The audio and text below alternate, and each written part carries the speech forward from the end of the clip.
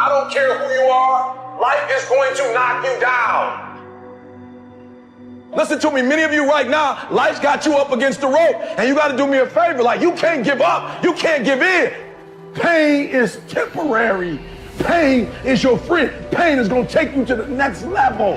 When you going through pain, I know what you feeling. I know exactly, because I've been there. I've done that. But you got to work through it. And the reason why most of you are not successful is because every single time stuff not going your way, you give up, you quit, you let go, and people feel weakness. They feel it. You can feel when somebody's not committed, when they're not all in, when they're not dedicated. And there's another level you get to when you go all in. Winners win and losers lose. There are going to be times that you're going to be wondering, why should I keep showing up and working my business? Why should I keep at it? Why should I keep showing up to the conventions? Why should I keep picking up the phones and making the phone calls? Why should I keep fighting for my goals and fighting for my dreams? And what I want to remind you is that you got to show up for your life regardless of the circumstances. You got to show up in spite of the naysayers. You got to show up in spite of the conversation going on in your mind. You got to show up for your life, because if you don't, nobody else will. If you want unreasonable results in your life, you've got to be willing to be unreasonable. Part of being unreasonable, you don't judge according to appearances. Part of being unreasonable, you can see it because you believe it. You must have the faith to call forth those things that be not as though they were. You've got to decide, I deserve this, and I'm going to have it. You've got to say yes to your life. You've got to say yes. Yes to my dreams. Yes to me. Yes, I can make it. Yes, I can. Doesn't matter how many failures I've made. Doesn't matter how many mistakes I've endured. Doesn't matter about my defeats. Doesn't matter about what I've done. Yes, yes. I don't care about the fact I'm in a hole now. Doesn't matter about where I am. The last chapter to my life has not been written yet. If you judge me now, you'll judge me prematurely. I'm still in the process of transforming my life. I'm still in the process of becoming. Yes. The brilliance of Thomas Edison was not in his mind. It was something much more ordinary and often much less respected. I've got no imagination, he once said. I never dream. I've created nothing. If you're someone who doesn't like Edison, you might think that this is Edison admitting to stealing his inventions from other, more brilliant inventors, like Nikola Tesla.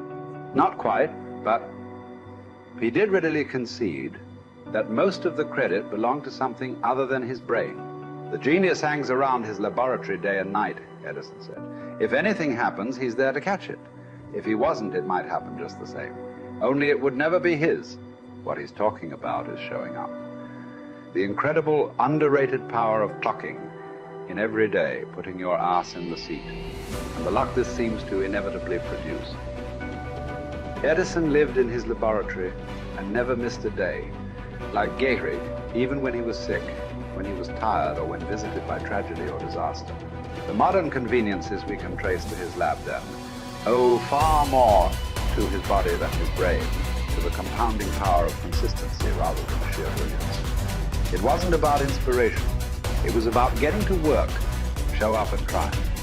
Get on the treadmill, pick up the violin, script out some sequence, reach out to some clients, read some reports, lift a couple weights, jog 1 mile, cross one thing off the to-do list, chase down a lead. It doesn't matter what it is. All aspects of our life benefit from this circumscribed kind of discipline. Just as long as you do something every day, that is the important thing. Show up. When you're tired, when you don't have to, even if you have an excuse, even if you're busy, even if you won't get recognized for it, even if it's been kicking your ass lately, once something is done, you can build on it. Once you get started, momentum can grow. When you show up, you can get lucky. Is this still hard? Yes. But the good news is that because it's hard, most people don't do it. They don't show up. They can't even do one tiny thing a day. So yes, you're alone out there on the track in the rain. You're the only one responding on Christmas. But having the lead is, by definition, a little lonely.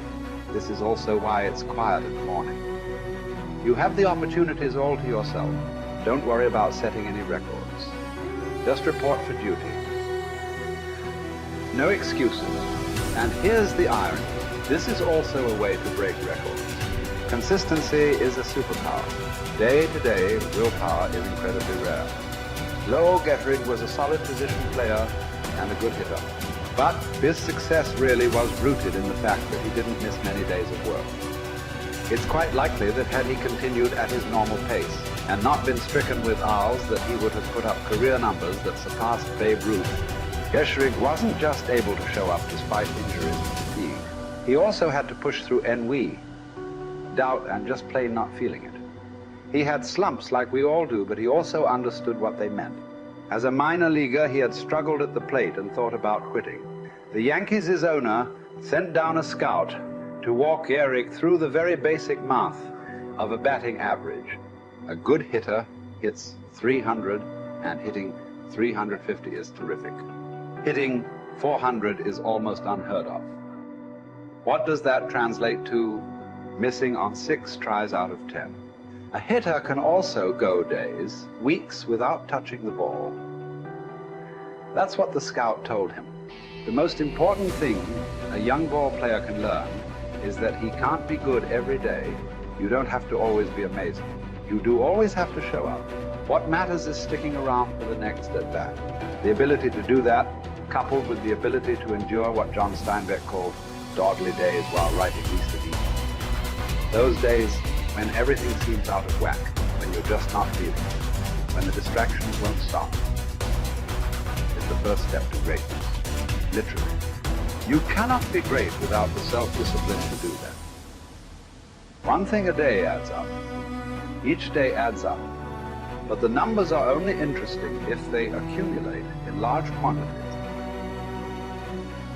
You guys that are just getting started, you're not going to start right here. You're going to start down there, probably in another city, another town. I grew up in Lake Charles, Louisiana, no money, raised by a single mother. I was in debt at 25 years old. First thing that I had to do in my life was not learn a new skill. First thing I had to do to get my life moving in the right direction was self-development. It is vital. It was vital for me that I improved myself and I could start depending upon me. I had to show up every day with some rituals, some disciplines, and start getting myself to trust me, not trust others, but trust myself to do the right thing every day. One of the things that I started doing was beating the sun up every morning. I'm going to beat that sun up every morning so that I have the discipline and the control over my life. So I knew, hey, before that thing pops, I'm going to pop. I'm going to get out of bed, depend on myself, get up at the same time every day. And for me, that time, regardless of where I was beat that sun up. No matter where I am, I'm going to beat that thing up. So it gives me a sense of control over my own life. Second thing,